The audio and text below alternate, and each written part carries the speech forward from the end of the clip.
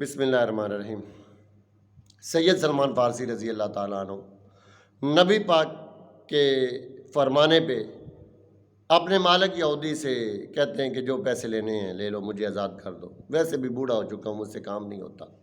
اس نے کہا ٹھیک ہے، 100 مسقال سونا دے دو، میں تمہیں آزاد کر دوں گا۔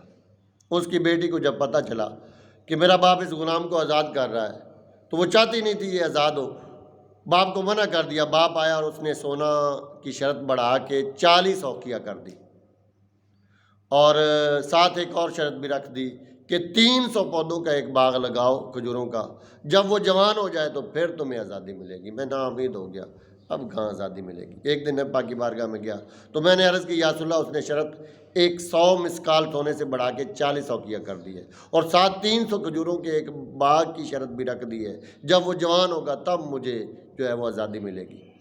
نبی پاک صلی اللہ علیہ وسلم نے فرمایا جاؤ 300 گڑھے کھودو باغ کے جا کے، اور جب گڑھے کھد گئے تو نبی پاک نے اصحاب سے فرمایا اپنے بھائی کی پودوں کے ذریعے مدد کرو۔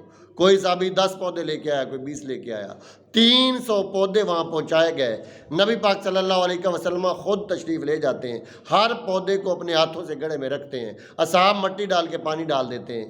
سلمان فارسی رضی اللہ تعالیٰ عنہ فرماتے میں نے کوئی اتنی نگرانی نہیں کی، بس کبھی کبھار پانی ڈال دیتا تھا، لیکن جب مہینے کے بعد دیکھا تو باغ پورا کا پورا جوان ہو چکا ہے۔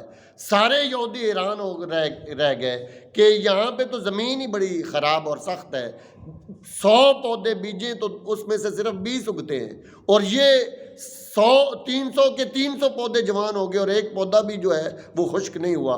ایک شرط پوری ہو چکی تھی۔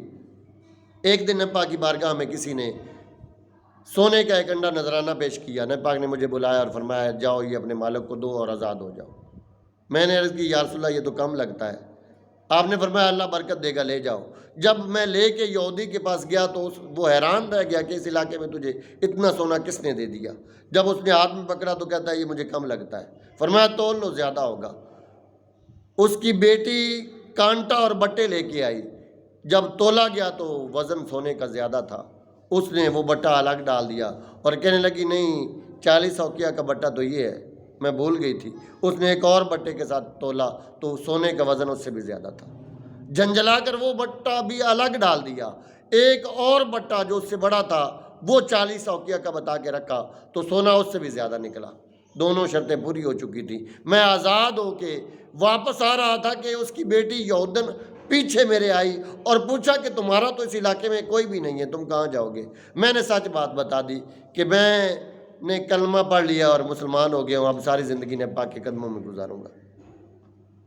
اس نے پوچھا کہ یہ سونا تم نے کہاں سے لیا ہے؟ میں نے دوسری مرتبہ 80 اوقیہ کا بٹا رکھا، تیسری مرتبہ 100 اوقیہ کا بٹا رکھا، لیکن سونا اس سے بھی زیادہ نکلا۔ تو سلمان فارسی رضی اللہ تعالیٰ نے بتایا کہ وہ سونا نبی پاک نے دیا ہے، نبی پاک کے ہاتھوں کی برکت تھی کہ وہ سونا زیادہ نکلتا گیا۔ اور یہ جو باغ لگایا ہے یہ بھی نبی پاک نے لگایا، ورنہ 1 مہینے میں باغ کہاں جوان ہوتا ہے، سال لگ جاتے۔ وہ سن کے حیران رہ گئی، اور اس طرح وہاں سے نبی پاک صلی اللہ علیہ وسلم کی خدمت میں آ گیا ہمیشہ کے لیے۔